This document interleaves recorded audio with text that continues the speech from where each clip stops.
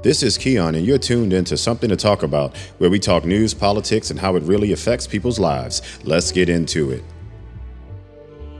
So, Maryland has had two different leaders back to back. Got Larry Hogan, the Republican, and Wes Moore, Democrat. Now, one Republican, one Democrat, but more importantly, two completely different styles of politics.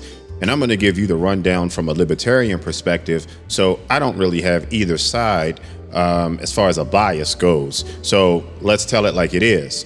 Hogan ran the state like a business. He focused on balanced sheets, budgets, and trying to appeal to both sides. Now, contrary to that, Wes Moore came in with a message about equality, progress, and representation. Now, that sounds good on paper, but here's the question. Are Marylanders better off now than we were 4 years ago? Now, for a second, let's step back and talk money. Under Hogan, Maryland's economy was steady. We weren't booming, but we weren't broke either. He kept taxes relatively stable and prided himself on bipartisan cooperation. Now, under Wes Moore, let's just tell the truth. Spending has skyrocketed. New programs, new offices, and talk of raising the minimum wage to $25 an hour. But if you talk to small business owners, they'll tell you it feels like Annapolis is out of touch. We went from budget surplus under Hogan to a looming deficit under Moore. And you just can't blame inflation. That's decisions, not destiny. Then, let's focus on leadership style. Hogan was calculated, sometimes quiet, sometimes cold, but he got things done. Moore, very charismatic, inspirational, but charisma does not balance a budget.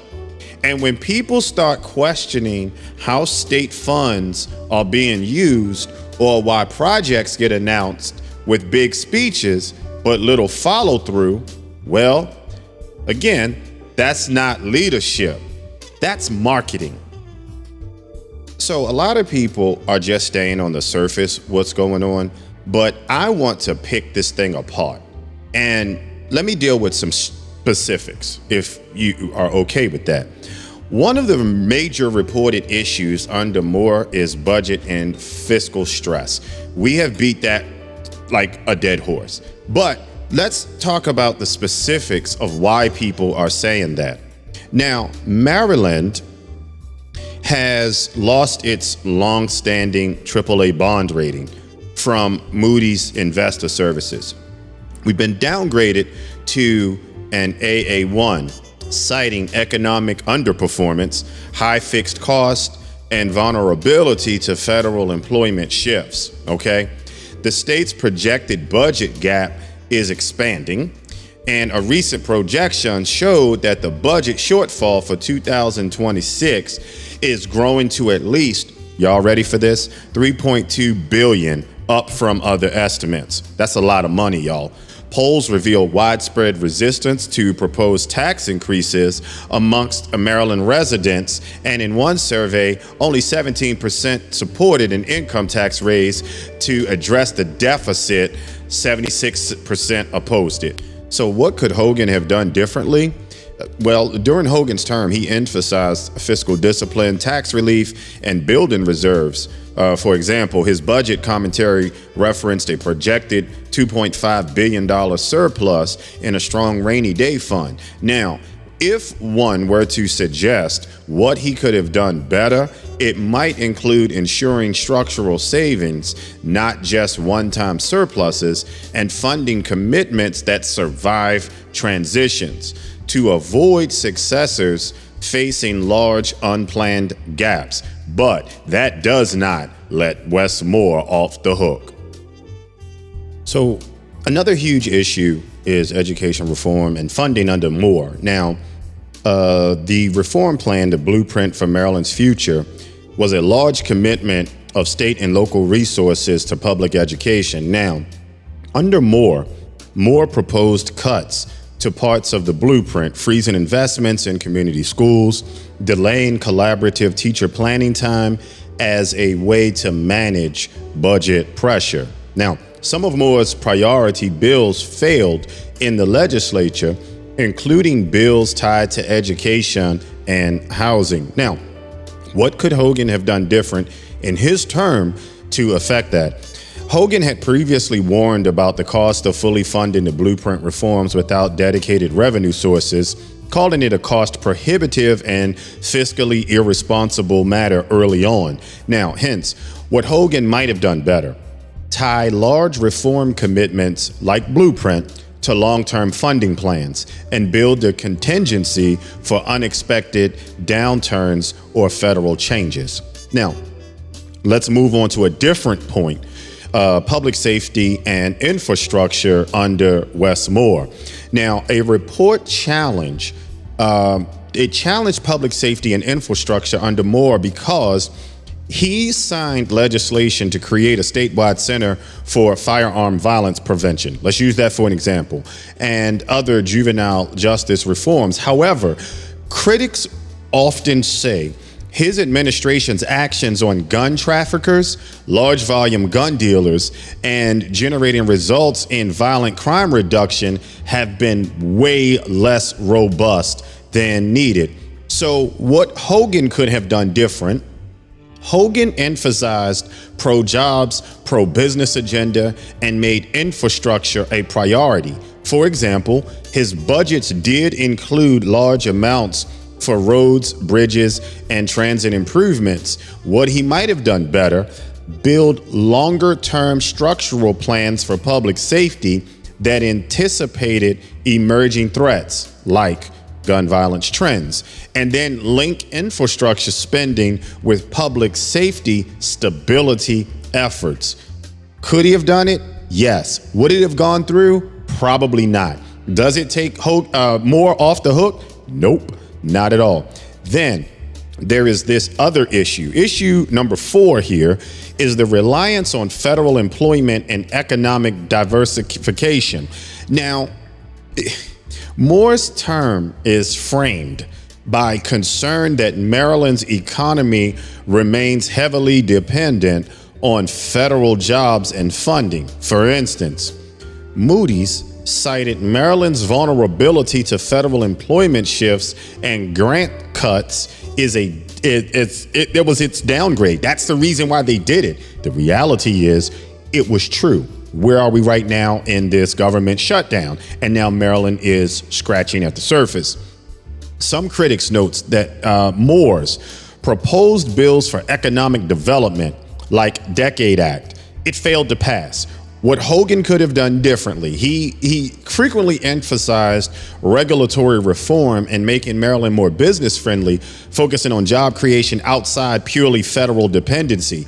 Where he may have improved would have been to accelerate diversification of the economy, invest in sectors beyond government contracts, and build more resilient private sector anchors to succeeding administrations faced less federal funding risk. But again, I gotta say, it does not take Moore off the hook.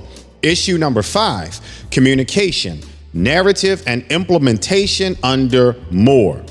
Another aspect of where this has been a problem. For example, Moore's approval ratings dropped from 64% to 50% as fiscal pressures mounted and workforce reduction and fee increases drew a lot of resistance.